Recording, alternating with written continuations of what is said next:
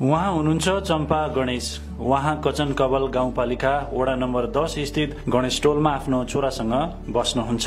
तर एउटै घरमा रहेर पनि छोराले वास्ता नगरेपछि जीवन धान्न उहाँका श्रीमानले चटपटे बेच्ने गर्नुभएको छ। उहाँले पराललाई आफ्नो ओछ्यान बनाएर यो कठ्याङ्ग्रिदो जाडोमा रात बिताउने व्यवस्था सुनाउँदा हाम्रो आँखा रसाएको थियो, हाम्रो मन बहारी भएको थियो। बिहान बेलुका छाक टार्न धौधौ भएको यस परिवारलाई राम्रो लगाउने न्यानो कपडामा सुत्न पाउनु त एकादेशको कथा जस्तै भएको छ। यति बेला ग्रामीण र दूरदराजका भोका नाङ्गाहरूको अनुहारको मुस्कान बनेर आएको मेची महाकाली बुहारी संयुक्त आवाजले फेरि उनीहरूको खुसीको मुस्कान लिएर आएको छ। उहाँ त केवल प्रतिनिधि पात्र मात्रै हुनुहुन्छ। यस्ता लाखौं बालबालिकाहरूले घरेलु हिंसा विपन्नताको कारण नराम्रोसँग जीवनयापन गर्न पाएका छन्, न नै दुई छाक पेटभरि खान पाएका छन्। सदैव बालबालिका र महिलाको हितको पक्षमा वकालत गर्दै आउनु भएकी संस्थापक अध्यक्ष यमु शर्मा पौडेल उहाँका श्रीमान समाजसेवी रोशन पौडेलको विवाह वर्षगाँठको उपलक्ष्यमा कचन कवल एका अति विपन्न तथा असहाय बालबालिकाहरूलाई लक्षित गरी न्यानो कपडा वितरण गरिएको थियो। जाडो मौसममा राहत पुर्याउने उद्देश्यले कार्यक्रमको आयोजना गरिएको हो। कार्यक्रममा बालबालिकालाई ज्याकेट र 35 विपन्न परिवारलाई सिरक लगायतको न्यानो कपडा वितरण गरिएको थियो। वितरण कार्यक्रममा संस्थाका पदाधिकारीहरू सहित विभिन्न स्थानीय प्रतिनिधिहरूको उपस्थिति रहेको थियो।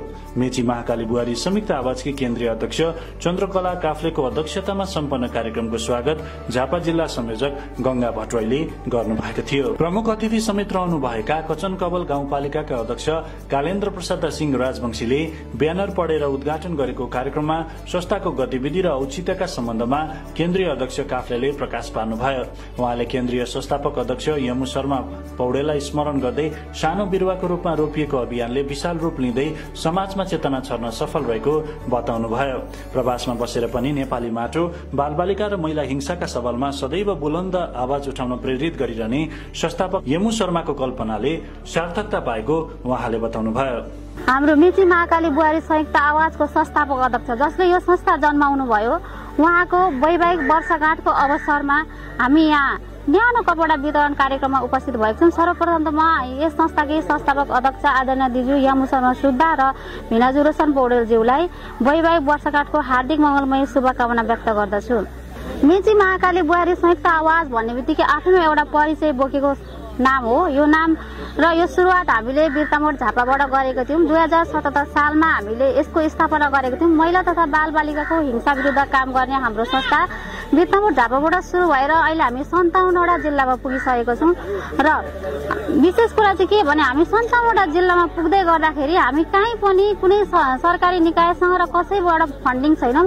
हामी किनभने हामी यो सरकारले दिएर राज्यले दिए गर्थ्यौँ भनेर गुनासो गरेर बस्नुभन्दा पनि हामी आफ्नै खर्चले पनि घरको चुलो चौको सकेर, आफ्ना काम सकेर, आफ्ना बालबच्चा व्यवस्थापन गरेर पनि हामी खाजा खर्च कटाएर पनि केही गर्न सक्छौँ। हामी बुहारीहरू पनि बाहिर निस्केर गर्न सक्छौँ भनेर हामीले यो सुरुवात गरेको छौँ। र हामी आजसम्म कुनै कुनै ठाउँमा गाउँपालिकातिर हामीले उपशाखा पनि गठन गरेको छौँ। त्यहाँ स्थानीयमा महिला सशक्तिकरणमा आएका बजेटहरू लिएर दिदीबहिनीहरूले काहीँ एकल झुकल काहीँ कार्यक्रम गर्नुभएको छ। नभए हामीले चाहिँ के गरेको छौँ भने 100 रुपियाँ बचत अभियान चलाएको छौँ होइन। हामीसँग चाहिँ 18,000 बुहारीहरू जोडिनु भएको छ। हामी यहाँ कचन कवचको बुहारीहरूलाई पनि जोड्न चाहन्छौँ अध्यक्षज्यू मार्फत। हामी झापा जिल्लामा बसेर हामी बुहारी हौँ, हामी घरको पनि काम गर्छौँ र हामी सबै हाम्रो घरमा पनि ज्येष्ठ नागरिकहरू हुनुहुन्छ होइन। बालबच्चा सबैलाई म्यानेजमेन्ट गरेर हामी यहाँसम्म केही पर्दा अन्याय पर्दा हामी आइपुग्न असक्षम हुन्छौँ कि हामीले यहीँका बुहारीहरूलाई चाहिँ अगाडि बढाएर उहाँहरूलाई चाहिँ 10जनाको 20जनाको अगाडि बोल्न सक्ने बनाउँछौँ कि मेन उद्देश्य भनेको मेची महाकाली बुहारी संयुक्त आवाजको मेन उद्देश्य भनेको जो चाहिँ शिक्षाबाट वञ्चित बालबालिका छन्, शिक्षाबाट वञ्चित छन्, उहाँहरूलाई चाहिँ स्कुलसम्म पुर्याउने बाटोमा स्कुलमा चाहिँ राज्यले सरकारी निकायले जुन शिक्षामा निःशुल्क गरेको छ, स्कुल ड्रेस दिएको छ, दिवा खाजा दिएको छ, तर पनि उहाँहरूलाई स्कुल जानलाई जस्तै जाडोमा न्यानो कपडा छ कि छैन। अर्को कुरा भनेको उहाँहरूलाई पढ्नको लागि स्टेसनरी छ कि छैन, त्यो कुरा पनि त हुन्छ नि। अभिभावकले बिहान बेलुका कमाएर खाना नै धौधौ परेको अवस्थामा कपी कलम किन्ने पैसा छ कि छैन। त्यसमा हामीले महिनाको 100 रुपियाँ हामी कहीँ गएर खाजा खाएर सक्छौँ। हामी महिनामा एकचोटि खाजा नखाएर पनि उहाँहरूलाई सहयोग गर्न सक्छौँ नि त हामीले भनेर हामीले यो अभियान चलाएको छौँ। र हामी विशेष गरी आवाजविहीन बुहारीहरू पहिल्यै राजनीतिक रूपमा स्थापित भएका दिदीबहिनीहरू त हुँदै हुनुहुन्छ होइन, उहाँहरू त अगाडि नै हुनुहुन्छ, शिक्षित हुनुहुन्छ, तर जो चाहिँ आवाजविहीन गाउँकोहरू हुनुहुन्छ नि उहाँहरू डोमेस्टिक भाइलेन्समा परिराख्नु भएको हुन्छ, घरायसी होइन, गुटपिटमा पर्नु भएको हुन्छ। सुरुमा कहाँ जाने कहाँ बोल्नेसम्म पनि थाहा छैन। उहाँहरूको चाहिँ आवाज बनेर मेची महाकाली बुहारी संयुक्त आवाजको जन्म भएको हो र त्यस्ता आवाजविहीनहरूलाई हामी बाहिर निकाल्छौँ। जाडो मौसमले बालबालिकाको स्वास्थ्यमा नकारात्मक असर पर्न सक्ने भएकाले उनीहरूलाई सहयोग गरेको बताउनु भयो। आगामी दिनमा यस्तै सामाजिक कार्यमा अझ सशक्त रूपमा अगाडि बढ्ने प्रतिबद्धता समेत व्यक्त गर्नुभयो। राष्ट्रिय योजना आयोगको चाहिँ अध्यक्ष प्रधानमन्त्री हुनुहुन्छ, हाम्रै जिल्लाबाट हुनुहुन्छ होइन। उहाँले चाहिँ योजनाहरू बनाउँदै गर्दा चाहिँ सुरुमा तल्लो लेभलका यी बालबालिकाहरूको पिक्चर चाहिँ त्यहाँ हुनु पर्यो क्या, यो लेभलको चाहिँ त्यहाँ हुनु पर्यो। त्यस पछाडि चाहिँ त्यो योजना बढाउँदै अगाडि बढ्दाखेरि चाहिँ पक्कै पनि उहाँले अस्ति दमकमा भ्यू टावर बनाउनु थियो। त्यो टावरबाट चाहिँ यस्ता बस्तीहरू देखिनु पर्यो, त्यो टावरबाट के देख्न बनाउनु भएको यस्ता बस्तीहरू देखिनु पर्यो जो स्कुल गएका छन् कि छैनन्, स्कुलमा माथि बसेर शिक्षा फ्री भन्दाखेरि दिवा खाजा फ्री भन्दैमा बालबालिका स्कुल जान पाएका छन् कि छैनन्, पढ्न पाएका छन् कि छैनन्, बा स्टेसनरी पुगेको छैन कि, न्यानो कपडा पुगेको छैन कि, उनीहरूको बाबुआमाले कति कमाउँदै हुनुहुन्छ त्यो अनुसार पुगेको छ कि छैन, त्यो भ्यू टावरबाट चाहिँ यहाँ हेर्नु पर्यो। र यस्ता बालबालिकाहरू यो योजना बनाउँदाखेरि चाहिँ तल्लो लेभलको स्तरबाट योजना बनाउनु पर्यो, उहाँहरूलाई चाहिँ अगाडि बढाउनु पर्यो भनेर पनि म भन्न चाहन्छु। र मेची महाकाली बुहारी संयुक्त आवाजले यस्ता धेरै कामहरू गरेको छौँ जुन अहिले हामीले औलामा गनेर पनि गर्न सकिँदैन।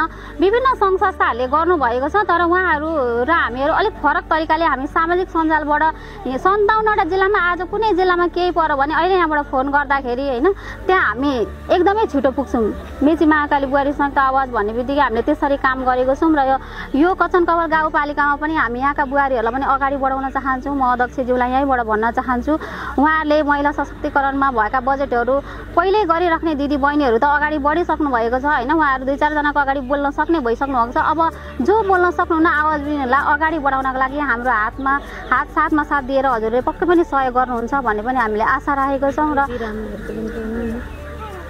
हामीले 100 रुपियाँ बचत अभियान चलाउँदै गर्दाखेरि चाहिँ हामी के गर्छौँ भन्दाखेरि जस्तै 100 रुपियाँ बचत अभियान चलाएको छौँ। तपाईँहरूकै यही समुदायबाट कोही आर्थिक अवस्था निम्न भएको प्राणघातक रोग रहेको छ, क्यान्सर, मुटु रोगी त्यस्तो हुनुहुन्छ भने चाहिँ अस्पतालमा छटपटाइरहेका बिरामीहरूलाई चाहिँ हामी त्यो खर्च दिने गरेको छौँ। कार्यक्रमका प्रमुख अतिथि स्थानीय जनप्रतिनिधि कचनकबल गाउँपालिकाका अध्यक्ष कालेन्द्र प्रसाद सिंह राजवंशीले संस्थाको कार्यक्रमको प्रशंसा गर्दै समाजमा यस्तो अभियानले सकारात्मक सन्देश पुर्याउने बताउनुभयो। उहाँले यस किसिमका कार्यक्रमले असहाय बालबालिकालाई मात्र नभई समाजका अन्य वर्गलाई पनि सहयोगको भावना विकास गर्न प्रेरित गर्ने बताउनुभयो। भइराखेको छ। यसमा हाम्रो एउटा ठूलो कार्यक्रम छ अहिले 3 तहको सरकार जस्तै स्थानीय सरकार, 3 तहको सरकार भन्दा स्थानीय सरकार, प्रदेश सरकार र करुणा फाउन्डेसनको संयुक्त म्याचिङ फन्डबाट हामीले ठूलो कार्यक्रम अहिले करिब झन्डै 1 करोड बराबरको कार्यक्रम सञ्चालन गरिरहेछौँ र यसले पनि सहयोग गर्छ र अरू हाम्रो पनि कार्यक्रम छ। यो हामी हातोमा लिएर फेरि पनि हामी यस्ता सहयोगी मनका धनीहरू जो हुनुहुन्छ, संस्थाहरू हुनुहुन्छ, तपाईहरुसँग समन्वय गरेर आगामी दिनमा फेरि पनि हामी कार्यक्रम गर्न पाऊँ भन्ने मैले विश्वास राख्दै फेरि पनि जो उहाँहरूको वैवाहिक जीवनको एउटा अवसरमा यो कार्यक्रम सञ्चालन भएको छ। उहाँहरूको जुन एउटा दाम्पत्य जीवन छ त्यो जीवन सफलतापूर्वक उहाँहरूको दाम्पत्य सफल होस् भन्ने मैले शुभकामना व्यक्त गर्दै आफ्ना भनाइहरू यही अन्त गर्न चाहन्छु। धन्यवाद।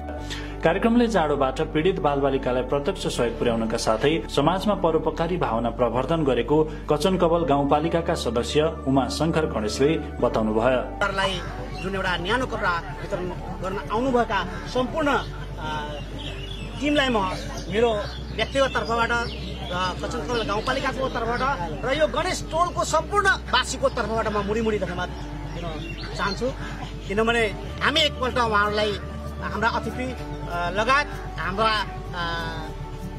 न्यानो कपडा वितरण गर्न आउनुभएका मेची महाकाली बुहारी संघ समाजका सम्पूर्ण प्रतिनिधिलाई एकपल्ट तालीले स्वागत गरौँ। सबैले ताली बजाएर धन्यवाद। अब आज हामी वास्तवमा एउटा हर्ष र उल्लास देखिरहेका छौँ। हाम्रा साना भाइ बहिनीहरू एकदम खुसीले रमाइरहेका छन् भन्ने हामी अनुहारले देखिरहेका छौँ। धन्यवाद छ आज यो मेची महाकाली बुहारी संयुक्त समाजलाई, किनभने यस्तो कचनकबलको बोर्डरसँग जोडेका यो कचनकबल 1 का गणेश टोलमा आएर यो जुन एउटा न्यानो कपडा वितरण गरिराख्ने अवस्थामा आज यो यहाँ छान्नु भएको छ। यसको लागि म धेरै धन्यवाद दिन चाहन्छु। उहाँले संस्थाप्रति आभार व्यक्त गर्दै यस्तो अभियानले गरिबीले थिचिएका परिवारलाई ठूलो राहत मिल्ने बताउनुभयो। कार्यक्रममा कचनकबल वडा नम्बर 1 का कार्यवाहक अध्यक्ष अन्तलाल राजवंशी, समाजसेवी झरेन्द्र गणेश, ज्येष्ठ बुबा फलानो गणेश, चम्पादेवी गणेश, मेची महाकाली बुहारी संयुक्त आवाजकी झापा जिल्ला सदस्य चन्द्रा उप्रेती तथा निर्मला नेपाल लगायतको उपस्थिति रहेको थियो। कार्यक्रमका बीच न्यानो पोसाक पाएपछि ससाना बालबालिकाहरूले संस्थापक यमु शर्मा पौडेललाई धन्यवाद दिँदै सफल जीवनको कामना समेत गरेका थिए। संस्थापक यमु शर्मा पौडेलले जीवनको आफ्नो खुशी बालबालिकासँग मनाएको बताउनुभयो। संस्थापक यमु शर्मा पौडेलले प्रवासबाट सन्देश प्रवाह गर्दै जीवनको आफ्नो खुशी बालबालिकाहरूसँग मनाएको बताउनुभयो। सन्देशमा बालबालिका आफ्नो सन्तान रहेको उहाँको भनाइ थियो। मेची महाकाली बुहारी संयुक्त आवाजले संस्थापक पौडेलको वर्षगाँठ विशेष बनाउन यस किसिमको कार्यक्रम आयोजना गरेको जिल्ला सदस्य चन्द्रा उप्रेतीले बताउनुभयो। मेची महाकाली बुहारी संयुक्त आवाजले बालबालिका र महिला अधिकारको क्षेत्रमा विगतदेखि नै क्रियाशील रहँदै आएको छ। संस्थाले आगामी दिनमा पनि यस्तै सहयोगका कार्यक्रमहरूमा प्राथमिकताका साथ निरन्तरता दिने जनाएको छ। कार्यक्रमको सञ्चालन झापा जिल्ला सह संयोजक रोशनी खनालले गर्नुभएको थियो।